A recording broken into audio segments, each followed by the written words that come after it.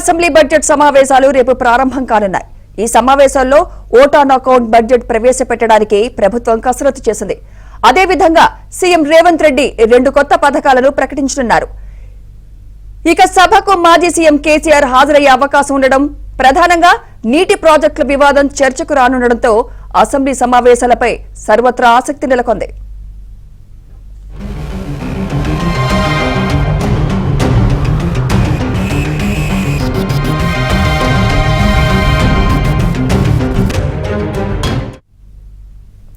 రేపు ఉదయం 11:30కు ఉభయ సభలను ఉద్దేశించి గవర్నర్ తమిళసై సౌందరరాజన్ ప్రసంగిస్తారు. 9వ తేదీ గవర్నర్ స్పీచ్ కు ధన్యవాదాలు తెలిపే తీర్మానంపై చర్చ నిర్వహిస్తారు. ఇక 10వ తేదీన సభలో బడ్జెట్ ప్రవేశపెట్టనున్నారు. శాసనసభలో తెలంగాణ ఆర్థిక మంత్రి Bhatti Vikramarka vote on account budget ని ప్రవేశపెట్టనున్నారు. శాసన మండలిలో శాసనసభ వ్యవహారాల శాఖ మంత్రి శ్రీధర్ బాబు బడ్జెట్ ని ప్రవేశపెడతారు. బడ్జెట్ పై 3 రోజుల చర్చ జరుగుతుంది. ఇక ఈ అసెంబ్లీ సమావేశాల్లో ఇరిగేషన్ పై శ్వేతపత్రం విడుదల చేయాలని ప్రభుత్వం కసరత్తు చేస్తోంది. ప్రాజెక్టులపై 2-3 రోజుల పాటు చర్చ జరపాలని ప్రభుత్వం భావిస్తోంది.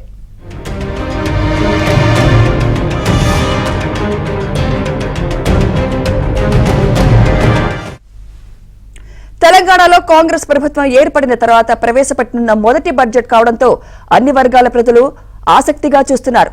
ఎన్నికల సందర్భంగా కాంగ్రెస్ అనేక వాగ్దానాలు ఇచ్చింది. వాటిని అమలు చేసేందుకు అనుగుణంగా బడ్జెట్ ఉంటుందని ఆ పార్టీ నేతలు చెబుతున్నారు. ఇక పార్లమెంట్ ఎన్నికలు కూడా ఉండడంతో ఏ శాఖకి ఎంత కేటాయింపు ఉంటాయన్న దానిపై ఆసక్తి నెలకొంది. 6 గ్యారంటీల్లోని 2 అంశాలను అమలు చేయడానికి ప్రభుత్వం కసరత్తు చేసింది. 500 రూపాయలకే గ్యాస్ సిలిండర్, 200 యూనిట్ల ఉచిత విద్యుత్ పథకాన్ని ఈ సమావేశాల్లో సీఎం ప్రకటించనున్నారు.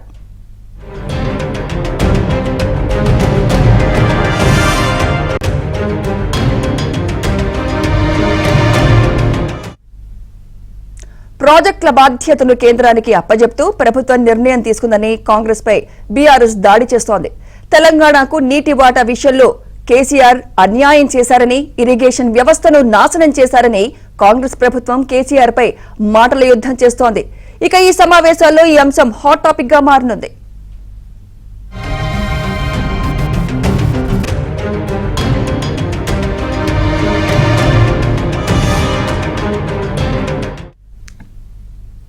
రేపటి నుంచి తెలంగాణ అసెంబ్లీ సమావేశాలు ప్రారంభం కానున్నాయి. దీనిపై మరింత సమాచారం మా ప్రతినిధి సిద్ధార్థ్ సార్. సిద్ధార్థ్, మరి తెలంగాణలో కాంగ్రెస్ ప్రభుత్వం ఏర్పడిన తర్వాత ప్రవేశపెట్టనున్న మొదటి బడ్జెట్ మరి ఎలా ఉండనుందంటారు? Thank you Sumitra. రేపు ఉదయం 11 గంటలకు శాసనసభ సమావేశాలు మొదలవుతాయి. రేపు 11:30 గవర్నర్ ఉభయ సభలను ఉద్దేశించి ప్రసంగిస్తారు. ఈ ప్రసంగం ఎలా ఉంటుంది అనేది కూడా ఒక క్యూరియాసిటీ అంశంగా మారిందని చెప్పుకోవచ్చు. ఎందుకంటే ప్రభుత్వం ఏర్పడిన తర్వాత గవర్నర్ 2 సార్లు స్పీచ్ చేశారు. అది ప్రభుత్వం ఏర్పాటైన తర్వాత మొదటిసారి అసెంబ్లీ సమావేశాలు జరిగినప్పుడు గవర్నర్ ప్రసంగించారు. దాని తర్వాత మొన్న రిపబ్లిక్ డే రోజు గవర్నర్ ప్రసంగం చేశారు. ఈ స్పీచ్ల పైన బీఆర్ఎస్ పార్టీకి సంబంధించినటువంటి నేతలు తీవ్రమైన అభ్యంతరాలు వ్యక్తం చేశారు. ఇక రేపు చేయనున్నటువంటి గవర్నర్ ప్రసంగంపై కూడా ఏ విధంగా ఉంటుంది అని ఇటు బీఆర్ఎస్ పార్టీకి సంబంధించిన నేతలతో పాటు తెలంగాణ సమాజం కూడా ఎదురు చూస్తూ ఉంది. ఇక ఎల్లుండి గవర్నర్ చేసినటువంటి స్పీచ్పై ధన్యవాద తీర్మానం చేయాల్సి ఉంటుంది. దాని మరుసటి రోజు ఇటు శాసనసభలో మళ్ళీ భట్టి విక్రమార్క బడ్జెట్ను ప్రవేశపెడతారు. శాసన మండలిలో శ్రీధర్ బాబు, మంత్రిగా ఉన్నటువంటి శ్రీధర్ బాబు ప్రవేశపెడతారు. ఇక ఈ బడ్జెట్ సమావేశాలు చాలా ఇంట్రెస్టింగ్గా ఉండే అవకాశం ఉంది.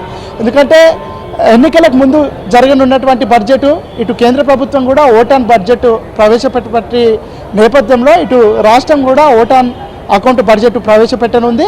ఇక దాంతోపాటు కేసీఆర్ ఎమ్మెల్యేగా తొలిసారి రేపు సభలో అడుగుపెట్టనున్నారు.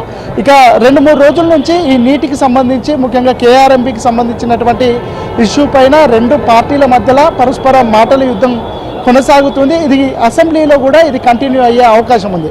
ఇక దాంతోపాటు మాజీ సీఎం కేసీఆర్ పైన రేవంత్ చేసినటువంటి వ్యాఖ్యలపైన రేవంత్ క్షమాపణ చెప్పాలని బీఆర్ఎస్ పార్టీకి సంబంధించినటువంటి నాయకులు డిమాండ్ చేస్తూ ఉన్నారు. ఈ అసెంబ్లీలో కూడా ఈ అంశము తెరపైకి వచ్చే అవకాశం ఉంది.